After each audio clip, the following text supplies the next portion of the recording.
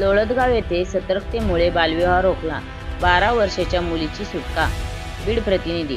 बीड तालुक्यातील लोळदगाव येथील ग्रामपंचायत प्रशासन आणि महिला कार्यकर्त्यांच्या समयसूचकतेमुळे एका 12 वर्षीय अल्पवयीन मुलीचा बालविवाह रोखण्यात यश आले आहे.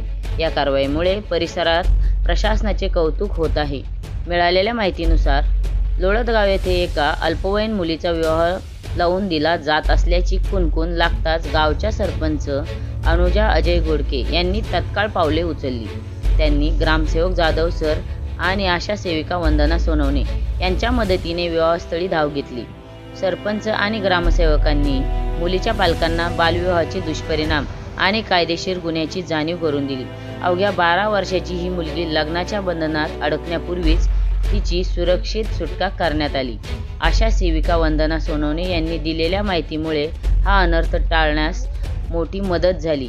बालविवाह हा कायद्याने गुन्हा असून अशा घटनांची माहिती मिळाल्यास नागरिकांनी तत्काळ प्रशासनाशी संपर्क साधावा, असे आवाहन सरपंच अनुजा घोडके यांनी यावेळी केले.